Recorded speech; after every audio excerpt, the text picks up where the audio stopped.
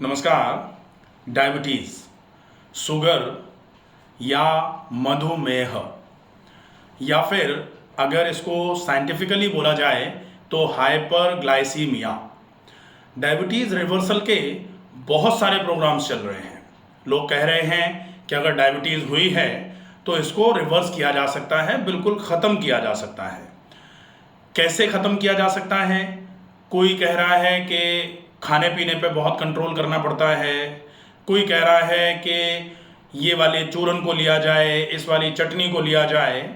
लेकिन अगर आपको डायबिटीज़ को जड़ से ख़त्म करना है और डायबिटीज़ ख़त्म हो जाए उसके बाद डायबिटीज़ का लक्षण भी दोबारा आपको दिखाई ना दे, अगर आपको ऐसा करना है तो आपको क्या करना चाहिए? डायबिटीज़ को ख़त्म करने का सबसे अच्छा उपाय क्या हो सकता है? क्यों डायबिटीज़ होती है, इस विषय पर सबसे पहले हमको जाना पड़ेगा। और डायबिटीज़ होने का कारण जो है वो होता है इंसुलिन के सीक्रेशन में कमी आना। इंसुलिन के सीक्रेशन में कमी आने के बहुत सारे कारण होते हैं। पैनक्रियाज से निकलता है तो पैनक्रियाज के लेवल पर अगर खून के संचार में कमी आ जाएगी तो फिर पैनक्रियाज की कार्यक्षमता कम होगी, और पैनक्रियाज की कार्यक्षमता जब कम होगी तो निश्चित ही पैनक्रियाज का जो काम है इंसुलिन को सीक्रेट करना वो कम हो पाएगा, तो इंसुलिन की कमी होना चालू हो जाएगी, जिसकी वजह से अगर आप फिर कुछ भी खाएंगे, चाहे वो मीठा हो या फिर मीठा अगर नहीं भी खा रहे हैं और क्वांटिटी में अगर आप ज़्यादा खा लेते हैं तो भी आपकी शुगर बढ़ी हुई रहना शुरू हो जाएगी। तो अगर खाना पीना डायबिटीज़ होने में बहुत ज़्यादा सहायक नहीं है तो निश्चित ही खाने को बहुत ज़्यादा कंट्रोल करना डायबिटीज़ के ट्रीटमेंट में भी बहुत सहायक नहीं होगा। हालांकि अगर शुगर हो जाती है तो शुगर की ज़्यादा वैल्यू को कम करने के लिए आप खाने पीने में थोड़ा कंट्रोल करते हैं। डायरेक्ट मिठाई फिर आप खाना बंद कर देते हैं। कोई भी ऐसी चीज़ जिसमें ज़्यादा मात्रा में कार्बोहाइड्रेट होता है उसका भी यूज़ आप धीरे धीरे करके कम करना शुरू कर देते हैं। डायबिटीज़ अगर हुई है, डायबिटीज़ के होने के बाद यदि आपके पैरों में जलन होना शुरू हो गई है, आपको पैरों में भारीपन लगना शुरू हो गया है, पैर धीरे धीरे करके सूने होना शुरू हो गए हैं, या फिर डायबिटीज़ की वजह से आपकी आंखें धीरे धीरे करके ख़राब हो रही हैं, या फिर डायबिटीज़ को हुए 7-8 साल हो गए हैं और उसके बाद आपके पैरों में सूजन आ रही है, या फिर आपके यूरिन का आउटपुट जो है वो कम होना शुरू हो गया है। ये 3 चीज़ें होती हैं जिसमें डायबिटीज़ की वजह से एक तो नसों की कमजोरी, नर्व्स की कमजोरी, न्यूरोपैथी, इसको डायबिटिक न्यूरोपैथी के नाम से जाना जाता है। दूसरे नंबर पर डायबिटिक रेटिनोपैथी, डायबिटीज़ की वजह से जो रेटिना है वो ख़राब होना शुरू हो जाता है, तो आँखों से संबंधित बहुत सारी समस्याएं जो शुगर की वजह से आ रही होती हैं। और तीसरा होता है डायबिटिक नेफ्रोपैथी, मतलब डायबिटीज़ की वजह से किडनी का ख़राब होना, और किडनी अगर ख़राब हो जाती है तो क्रेटिनिन बढ़ना शुरू हो जा रहा है। आजकल chronic kidney disease generally diabetic nephropathy के केसेस में पाई जा रही है। हालांकि केवल डायबिटीज़ में ही अगर किडनी खराब होती तो अकेला कारण डायबिटीज़ होती किडनी खराब होने का, लेकिन किडनी खराब होने के और भी बहुत सारे कारण हैं। पथरी अगर किडनी में हो जाती है, रिपीटेडली अगर हो रही है, उसकी वजह से भी किडनी में खराबी आ जाती है। दूसरा, अगर किडनी पर सिस्ट बने हुए हैं और बहुत लंबे समय से हैं और अगर वो फंक्शनल हो जाते हैं तो उसकी वजह से भी किडनी में खराबी आ जाती है। बीपी बहुत लंबे समय से अगर बढ़ा हुआ है आपका, उसकी वजह से भी किडनी में खराबी आती है। या फिर किडनी पर डायरेक्ट कोई इन्फ्लेमेशन, इन्फेक्शन हो गया, उसकी वजह से आपकी किडनी खराब हो जाती है। लिवर जब बहुत लंबे समय तक खराब रहता है उसके बाद भी किडनी पर ओवरलोड होता है और उसकी वजह से भी किडनी खराब होती है।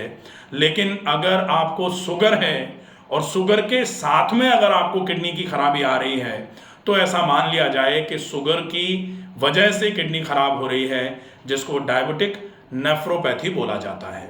ये सारी कंडीशंस जो हैं, ये बीमारियां तो अलग अलग जरूर हैं। एक आँख की बीमारी है, एक किडनी की बीमारी है, एक पैरों में सूनेपन की बीमारी है, याददाश्त के कम होने की बीमारी है, लेकिन इस बीमारियों, इन सारी बीमारियों का मूल कारण जो है वो है शुगर का ज़्यादा रहना। शुगर जो है ये एक मेटाबॉलिक डिसऑर्डर माना जा सकता है। एंडोक्राइन डिसऑर्डर तो नो डाउट है ही, क्योंकि एंडोक्राइन सिस्टम इसमें गड़बड़ होता है। एंडोक्राइन सिस्टम में पैनक्रियाज में एंडोक्राइन पार्ट ऑफ पैनक्रियाज जिसमें बीटा सेल्स जो होती हैं वो इंसुलिन का सीक्रेशन करती हैं। अगर वो कमजोर पड़ेंगी तो निश्चित ही आपको शुगर होने का खतरा बढ़ जाता है। अब हम आते हैं कि शुगर हो गई, मान लेते हैं कि अच्छा शुगर हुई किसको। शुगर तब तक किसी को नहीं होती जब तक कोई भी पसीना बहुत निकालता रहता है, कोई बहुत काम करता रहता है, किसी का काम या काम नहीं है तो व्यायाम अगर कोई बहुत ज़्यादा कर रहा है जिससे शरीर के हर कोने में अच्छी मात्रा में न्यूट्रिशन और अच्छी मात्रा में ऑक्सीजन पहुंचता रहता है, अगर ऐसा है तो निश्चित ही आपको शुगर तो क्या, शुगर, लिवर, कोलेस्ट्रॉल, हार्ट की बीमारियां ये कुछ भी नहीं होंगी। इन बीमारियों के होने का सबसे बड़ा कारण है आपकी इनएक्टिव जीवन शैली, जिसमें निष्क्रिय जीवन शैली बोला जा सकता है, जिसमें आप अगर काम कर भी रहे हैं तो शारीरिक श्रम की बजाय आपका मेंटल एफर्ट ज़्यादा है, आपका साइकोलॉजिकल एफर्ट ज़्यादा है। उस एफर्ट की वजह से आप साइकोलॉजिकली एग्जॉस्ट होते हैं, लेकिन शरीर बिल्कुल इनर्ट पड़ा रहता है। शरीर में कहीं खून की चाल नहीं बढ़ पा रही, शरीर में कहीं ऑक्सीजन नहीं पहुंच पा रहा, जिसकी वजह से वजन बढ़ता है, पेट बढ़ता है, फैट बढ़ रहा है, जहां तहां बाजू पर वेट आ गया, थाइस पर वेट आ गया, और इसकी वजह से धीरे धीरे करके शरीर के हर जगह जहां खून और ऑक्सीजन नहीं पहुंच पाती है वहां की कमजोरियां आना शुरू हो जाती हैं। और वहां की कमजोरियां अगर आना शुरू हुई तो उस कमजोरी से रिलेटेड रोग आना चालू हो जाता है। ठीक है, तो इसी क्रम में पैनक्रियाज की कमजोरी की वजह से जो रोग आता है उसको डायबिटीज बोला जा रहा है, हाइपरग्लाइसीमिया। हाइपर मतलब ज्यादा, ग्लाइसी मतलब ग्लूकोज, मिया मतलब ब्लड। खून में अगर ग्लूकोज की मात्रा ज्यादा हो जाए, और ज्यादा हो जाए कोई दिक्कत नहीं है, ज्यादा तो अगर कोई भी ज्यादा मात्रा में ग्लूकोज कार्बोहाइड्रेट खाएगा तो शुगर की मात्रा खून में ज्यादा ही होगी।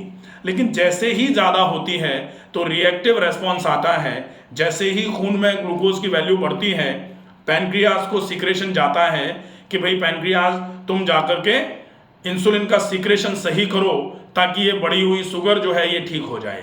और हम क्या करते हैं, हम इंसुलिन सीक्रेशन पर जोर ना देते हुए हम कहने लगते हैं करेले का जूस पी लो, मेथी का पानी पी लो, मेथी अंकुरित करके खा लो, ग्लूकोज मत खाओ। अब ये चीजें जो है ना, ये तो हो गया मैनेजमेंट। ट्रीटमेंट क्या है?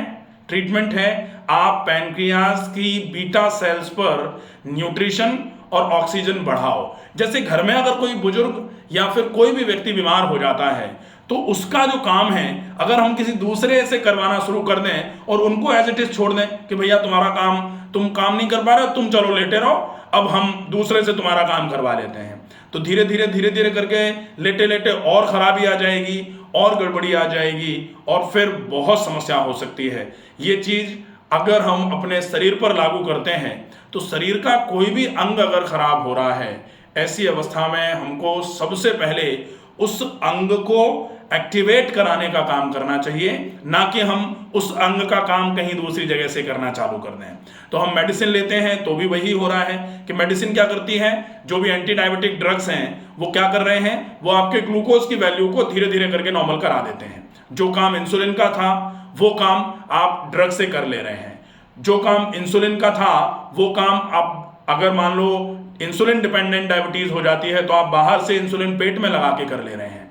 आजकल इंसुलिन पंप लग जाते हैं जिसमें आप पैर में या फिर हाथ में इंसुलिन पंप लगा लेते हो, उसमें एक जो कार्टेज आता है उसमें आप एक सिलेंडर टाइप का रहता है, उसमें इंसुलिन भरा रहता है, बॉडी अपने हिसाब से इंसुलिन लेती रहती है। अगर आपकी कम हो रही है तो इंसुलिन जो है वो नहीं निकलेगा उसमें से, अगर शुगर एकदम से ज्यादा हो रही है तो ज्यादा मात्रा में इंसुलिन। बिल्कुल पैनक्रियाज के जैसे ही काम करता है, लेकिन वो मशीन है, उसमें आपको इंसुलिन बाहर से भरना पड़ता है।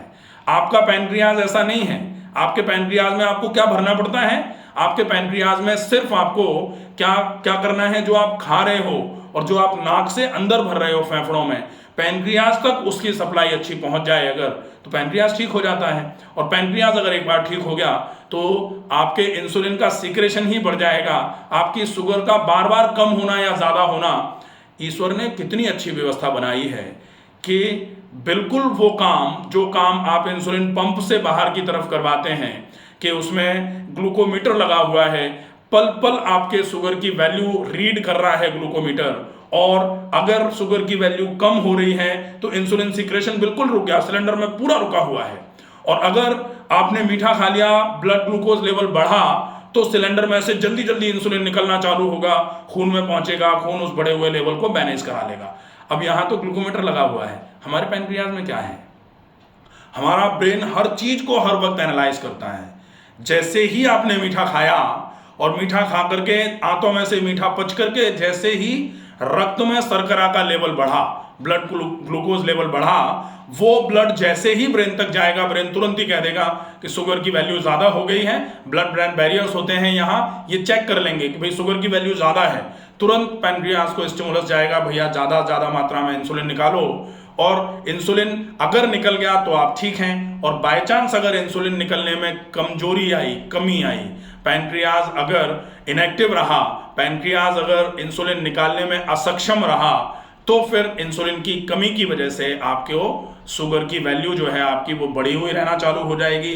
इसमें गड़बड़ी क्या है? इसमें गड़बड़ी आपका खाना नहीं है, इसमें गड़बड़ी आपके शुगर की वैल्यू बढ़ना नहीं है, इसमें गड़बड़ी आप खून में से चेक करो शुगर की वैल्यू ज्यादा आ रही है, वो नहीं है। गड़बड़ी क्या है? गड़बड़ी है आपके पैनक्रियाज से इंसुलिन के सीक्रेशन में कमी, ये गड़बड़ी है। और अगर वो कमी रहेगी तो आप कुछ भी करते रहो, आप शुगर के पेशेंट ही बने रहोगे। आप अगर इस कमी को पूरा कर देते हो तो निश्चित ही आपकी शुगर जड़ से खत्म हो सकती है। इसको बोला जाएगा डायबिटीज रिवर्सल। डायबिटीज रिवर्सल का मतलब आप दुनिया भर का ग्लूकोज पी करके टेस्ट कराओ, ग्लूकोज टॉलरेंस टेस्ट करा लो। आप ग्लूकोज टॉलरेंस टेस्ट में आपको ग्लूकोज पिलाया जाता है और 2 घंटे के बाद आपकी ब्लड ग्लूकोज लेवल चेक करी जाती है। अगर आप खूब सारा ग्लूकोज पीने के बाद 2 घंटे में आपकी वैल्यू नॉर्मल आई है, तब बोला जाता है कि आप नॉन डायबिटिक हैं, आपको शुगर की समस्या नहीं है। अगर आप इंसुलिन का सीक्रेशन बढ़ा लेते हो तो आप उस कंडीशन तक पहुंच जाओगे, और पहुंच जाओगे का मतलब यह है पहुंचाया है बहुत सारे लोगों को। शुगर जिनकी बहुत ज्यादा रहती थी, शुगर के लिए जो दुनिया भर की दवाइयां ले रहे थे, शुगर के लिए जो इंसुलिन ले रहे थे, ये चीज बोलने में थोड़ा सा आपको समझना पड़ेगा। क्योंकि अगर कोई ये कह देता है कि टाइप 1 डायबिटीज को भी हम ऐसे चुटकियों में खत्म कर देंगे, तो टाइप 1 डायबिटीज चुटकियों में खत्म होने वाली तो नहीं है भाई। आप अगर बहुत अच्छा फॉलोअप करते हैं, टाइप 2 डायबिटीज को आप लगभग महीने भर में बिल्कुल क्लियर कर सकते हैं, जिसमें इंसुलिन डिपेंडेंसी नहीं थी, बाहर से इंसुलिन लेने की जरूरत नहीं थी, दवाइयां लेकर के आप काम चला रहे थे। उस समय अगर आप अच्छे तरीके से व्यायाम करते हो, खाने पीने में थोड़ा सा ध्यान रख लेते हो, और पैनक्रियाज पर ब्लड सर्कुलेशन इंप्रूव करने के लिए आसन और प्रॉपर तरीके से प्राणायाम कर लेते हो, तो निश्चित ही आपका पैनक्रियाज एक्टिव हो जाएगा और आपकी शुगर बिल्कुल नॉर्मल रहना चालू हो जाएगी। और पैनक्रियाज अगर दोबारा से एक बार स्ट्रीम में आ गया, वो बिल्कुल उस लाइन में आ गया काम करने के, तो वो फिर से नॉर्मल हो जाएगा। जैसे कभी 10 लोग काम करते हैं, एक आदमी थोड़ा बीमार हुआ और बीमार को अगर नेग्लेक्ट कर दिया तो फिर बीमार वो छोड़ के चला जाएगा काम को। अगर उसको थोड़ा सपोर्ट किया, थोड़ा उसको अच्छे तरीके से खाना पीना खिलाया पिलाया, थोड़ा मोटिवेट किया अगर उसको, तो वो फिर से स्ट्रीम में आ जाएगा और पूरे के पूरे 10 लोग फिर से काम करना शुरू कर देते हैं। तो ठीक ऐसे ही हमारे शरीर में सारे के सारे अंग अगर मिलकर के काम कर रहे हैं, उसमें से अगर कोई एक अंग थोड़ा कमजोर पड़ता है तो हमें उस अंग को मोटिवेट कराने की जरूरत है। हमें उस अंग तक अच्छी मात्रा में न्यूट्रिशन और ऑक्सीजन पहुंचाने के लिए स्पेसिफिक चीजों को फॉलो करने की जरूरत है। अब हम आते हैं कि वो स्पेसिफिक चीजें क्या क्या होंगी। अगर वो स्पेसिफिक चीजें हम फॉलो करेंगे तो निश्चित ही शुगर की वैल्यू पूरे तरीके से नॉर्मल हो सकती है। आपकी शुगर ऐसे नॉर्मल हो जाएगी जैसे कभी शुगर थी ही नहीं। और आप उसमें यह भी कर सकते हैं कि बहुत सारे लोग कहते हैं कि हम मीठा खा सकेंगे क्या?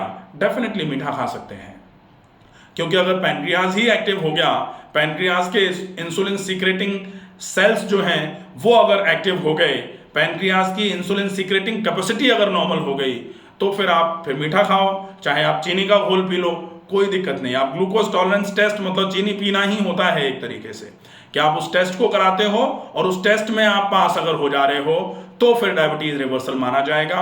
और इस डायबिटीज रिवर्सल के लिए आप व्यायाम पर ज्यादा से ज्यादा रिलाई करेंगे, एक्सरसाइजेस ज्यादा होनी चाहिए। कृष्ण जी ने गीता में बोला है युक्ताहार विहारस्य, आहार युक्त हो लेकिन व्यायाम भी संतुलित होना चाहिए और नियमित होना चाहिए। अगर संतुलित भोजन और संतुलित और नियमित व्यायाम इन दोनों का कोलैबोरेशन बहुत अच्छा होगा तो निश्चित ही आपकी किसी भी बीमारी में आप पूरे तरीके से विजय हासिल कर सकते हैं। तो स्पेसिफिक रूटीन क्या होना चाहिए, इसके लिए डायबिटीज पार्ट 2 वीडियो बना लेंगे। चूंकि ये वीडियो थोड़ा लंबा हो गया, इसमें अगर अपन रूटीन भी डालते हैं तो निश्चित ही आप उस रूटीन को देखने में कहीं ना कहीं कुछ ना कुछ स्किप करोगे तो गड़बड़ हो जाएगा। ठीक है, तो डायबिटीज पार्ट 2 डायरेक्ट हम रूटीन पर आएंगे कि आपको क्या सवेरे से लेकर के शाम तक क्या खाना चाहिए, सवेरे से लेकर शाम तक आपको क्या व्यायाम करना चाहिए और किस तरीके से उस व्यायाम को आप करेंगे। आशा है ये वीडियो आपको समझ में आया होगा। ज़्यादा से ज़्यादा लोगों तक इस वीडियो को पहुंचाएं ताकि ज़्यादा से ज़्यादा लोग जो शुगर से बहुत परेशान हैं, शुगर को लेके जो बहुत ज़्यादा चिंतित हैं, उनकी चिंताएं दूर हो सकें, उनको हम निरोगी जीवन प्रदान कर सकें। स्वस्थ रहिए, सुरक्षित रहिए। धन्यवाद।